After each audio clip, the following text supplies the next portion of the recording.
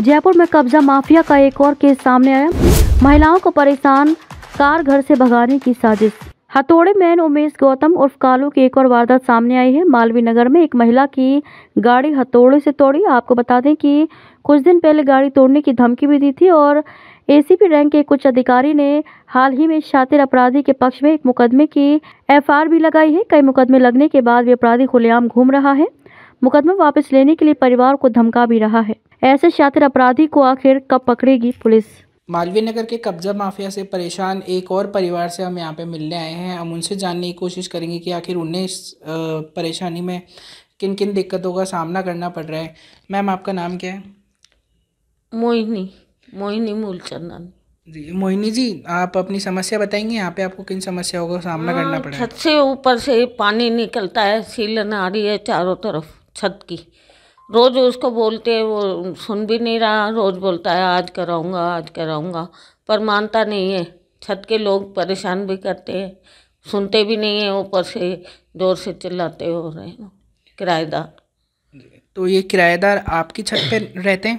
हाँ, कहते हो हमारी ही छत है, वो हमारे मकान के ऊपर वाली हमारी ही है, पर वो बोलता है मेरी है, मैं बनाऊंगा उसको।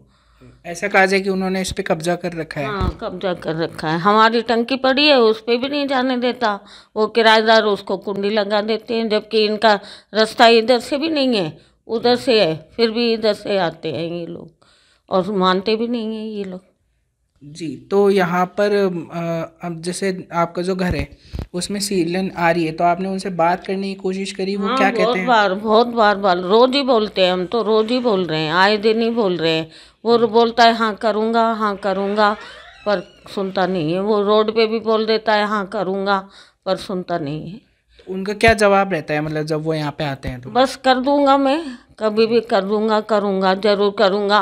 पर किराएदार ऐसे पानी डोलते हैं, रात तक पानी डोलते हैं, जो सीलन बढ़ती ही जा रही है, कम होने की बजाय ज़्यादा ही बढ़ रही है। ये तो पहले हम आए थे तब नहीं थी। ये जो किराएदारों की समस्या है, इसको आप मेरे को विस्तार से बताएंगे कि आखिर क्या समस्या है? हाँ, हम इनको बोलते हैं कि तुम्हारा पानी ऊपर से नीचे आ रहा है, तुम अपने किराएदार को बोलो या तो तुम पानी मत डोलो। तो वो बोलती है हमारे को क्यों बोलते हो, जाके मकान मालिक को बोलो, हमारे को क्यों सुनाते हो, हम तो डोलेंगे, हम तो किराया देते हैं तो पानी डोलेंगे नहीं क्या? पर वो मानती नहीं है। ऊपर से रात के 10 बजे तक पता नहीं क्या करते हैं, चारों तरफ से पानी आता है इस घर में। बाहर गैरेज से इधर भी आता है, इधर बाहर से भी आता है, गार्डन में से भी आता है। वो रात तक ही पानी डोलती रहती है ऊपर से। जी मैम, ये जो आपने गैरेज से पानी आने का बोले, ये गैरेज का मतलब क्या है? ये सील, यहाँ से सीलन है, पता नहीं है कुछ इसमें प्रॉब्लम। जो दीवार पूरी है ना ऐसे चटक रही है, जैसे दरारें आ रही है, तो सीलन कुछ ज़्यादा है इधर, या फिर इसने ऐसे टेम्परेरी बना रखा है जो वो अपना किराया लेता है और हमारी परेशानी नहीं सुनता।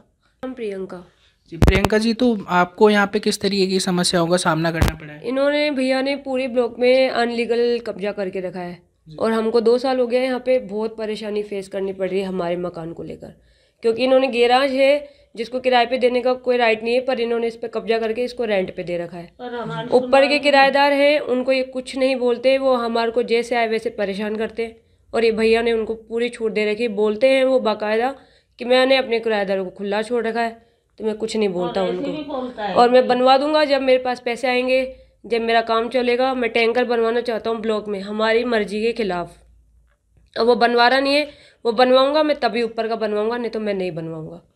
तो मैं वो कहा ऊपर का जो कब्जा है वो तो आपका है, तो फिर आपने कोशिश नहीं करी बात करने की? हमारे को ये बोला गया कि उन्होंने बोला है हमको कि मैंने पैसे दे के ऊपर की छत खरीदी है, आपका कोई काम नहीं है सीढ़ी पे चढ़ने का भी, आप नहीं चढ़ सकते यहाँ पे, आपका काम नहीं है, आपका काम नीचे का है, आपका नीचे का मकान है, ऊपर से आपका कोई काम नहीं है।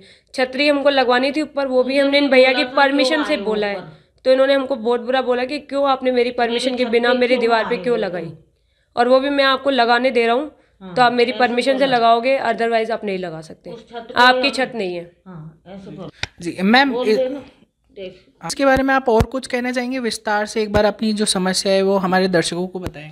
भैया ऐसा है कि इन्होंने जो ऊपर की छत ली है उसका ही हमको बोलते हैं कि मैंने इनका पैसा लिया है, और जो हमको पता नहीं इन्होंने पैसा लिया है या नहीं लिया है, पर वो बोलते हैं 15 लाख रुपए लेके छत ले रखी है और ये मेरा है ऊपर का पोर्शन और पूरा। हमारे को आते जाते यहाँ से बहुत ज़्यादा परेशान करते हैं और बोलते हैं आप यहाँ से मकान बेचो और जाके कहीं और ले लो, जितने रेट में मिल रहा है उतने में बेच के आप जाओ यहाँ से। लगा के रखता है हमारी छत को। तो आपने देखा कि यहाँ पे जो कब्जा माफिया उन्होंने एक परिवार को किस तरीके से परेशान कर रखा है, ताकि वो अपना जो घर है वो उस घर से कब्जा छोड़ दे, अपनी ज़मीन से कब्जा छोड़ दे और औने पौने दाम में अपना जो मेहनत की जो गाड़ी कमाई से एक इंसान घर खरीदता है उसको बेच के चला जाए। उम्मीद करते हैं कि जो मैम जो आपको परेशान कर रहे हो उसका आप नाम बताएंगे? इनका नाम उमेश गौतम है। तो हमारी परेशानी सुनने की बजाय वो जगह जगह घर खरीदता है और लोगों को परेशान करता है। किसी के सीलन में परेशान करता है, किसी को छत पे करता है, किसी को नीचे करता है, किसी को गैरेज में करता है, पर किसी की परेशानी हल करने के बजाय नया घर खरीद लेता है और दूसरे की परेशानी को देखता ही नहीं है।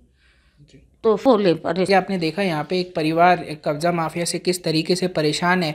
एक इंसान अपनी मेहनत की ज़िंदगी भर की मेहनत की गाड़ी कमाई से एक घर खरीदता है, उस घर खरीदने पर कब्जा माफिया उसको इस कदर परेशान करता है कि वो जो मेहनत की कमाई से खरीदा हुआ घर है उसको औने पौने दाम में बेच कर चला जाए। तो उम्मीद करते हैं कि जो प्रशासन है, जो नई सरकार है जो कि हमारे देश में है, वो इन महिलाओं की सुनेगी, क्योंकि महिलाओं के लिए तो जो सरकार है उन्होंने विशेष प्रावधान करके रखे हैं। यहाँ 2 अकेली महिलाएं परेशान है कब्जेदारियों से, तो हम प्रशासन से यही उम्मीद करते हैं कि वो इनकी जो भी परेशानी है उसमें इनको